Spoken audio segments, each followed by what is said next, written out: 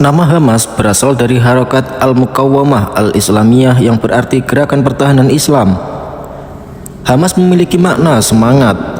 Meski organisasi ini berdiri pada 14 Desember 1987, Hamas sebetulnya sudah ada jauh sebelum munculnya konflik Israel-Palestina. Setelah Intifada pertama pecah, pimpinan IM Palestina mendirikan organisasi yang lebih terarah dan tertib untuk mencapai satu tujuan, yaitu Hamas. Selain Hamas, ada juga kelompok Fatah yang bertujuan sama, namun mengedepankan negosiasi dan perdamaian. Hamas sebelumnya merupakan bagian dari Ikhwanul Muslimin di Mesir. Anggota IM di Palestina mendirikan cabang IM di Palestina pada 1946. Setelah Israel berdiri, IM Palestina mulai berjuang setelah Perang tahun 1967. Setelah perjanjian damai, organisasi pembebasan Palestina yang diwakili oleh Fatah Yasir Arafat ditolak Israel pada 1993. Hamas semakin terlihat dengan perjuangannya melalui angkat senjata. Hamas kemudian tidak sekedar berjuang dengan berperang, tetapi juga melakukan kerja sosial. Hal inilah yang membuat masyarakat Palestina semakin simpatik dengan mereka. Kelompok ini kemudian menjadi partai politik dan memenangi pemilu di 2006. Tokoh Hamas ada beberapa orang. Berikut ini 5 tokoh Hamas yang dikutip dari penelitian di UCACID. Yang pertama, Syekh Ahmad Yasin. Dalam perang 6 hari antara Arab dengan Israel di tahun 1967, usia Yasin baru 12 tahun. Dia pun terpaksa pindah ke Gaza. Tahun 1982, dia memimpin Mujahidin Palestina sampai di penjara selama 13 tahun.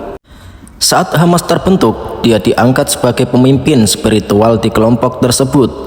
Namun, tekanan yang keras dari para pejuang Palestina membuat Israel membebaskan Yasin pada 1 Oktober 1997. Yasin meninggal dunia pada tanggal 22 Maret 2004 usai melaksanakan sholat subuh.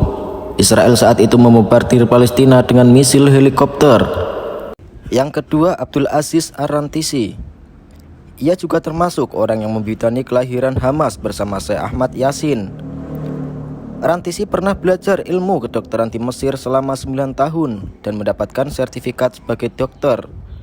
Tahun 1976, dia kembali ke Gaza dan bergabung dengan Ikhwanul Muslimin Palestina. Dia juga sempat ditangkap Israel, namun dia dibebaskan pada tahun 1997. Sebulan setelah kematian Yasin, tentara Israel membunuh Rantisi melalui serangan misil yang diarahkan ke mobilnya pada tanggal 17 April 2004. Yang ketiga, Ismail Haniyah. Ia lahir di salah satu kamp pengungsian di Gaza, yaitu Asati. Dia tumbuh dibina oleh Ikhwanul Muslimin. Setelah pembebasan pimpinan Hamas tahun 1997, Haniyah diangkat oleh Syekh Ahmad Yasin sebagai kepala kantor Hamas. Dia terpilih menjadi pemimpin Hamas yang akan mengikuti pemilu legislatif Palestina tahun 2006.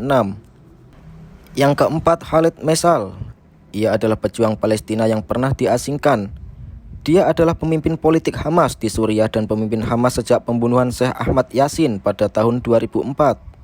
Yang kelima, Nizar Rayyan. Ia adalah komandan militer senior Hamas. Dia sempat menjadi seorang profesor syariat Islam di Universitas Islam di Gaza. Dia meninggal dunia dalam agresi militer Israel di jalur Gaza. Kegiatan Hamas bisa dibagi menjadi 2, yaitu bidang sosial keagamaan dan bidang politik militer.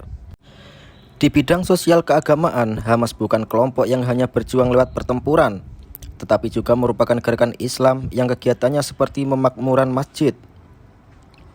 Gerakan-gerakan seperti inilah yang membuat Hamas sangat mengakar pada tingkat akar rumput. Hamas juga menyediakan fasilitas kesehatan, pendidikan, amal, pembangunan panti asuhan, pembentukan kelompok-kelompok olahraga dan seni dan budaya. Kegiatan Hamas sangat mengendalikan sumbangan yang tidak mengikat, baik dari lingkungan internal Palestina maupun eksternal. Di bidang politik dan militer, Hamas melakukan yang dilakukan Ikhwanul Muslimin. Pada tahun 1987 hingga 1993, Hamas lebih banyak melakukan propaganda lewat penerbitan buku-buku, pamflet, brosur, dan sebagainya untuk membangkitkan semangat rakyat Palestina. Hamas juga mengembangkan berbagai bentuk perlawanan sipil. seperti demonstrasi, boikot, kerusuhan massal, dan berbagai tindakan non-kooperatif lainnya. Dan tentunya Hamas juga berjuang melawan Israel dengan mengangkat senjata.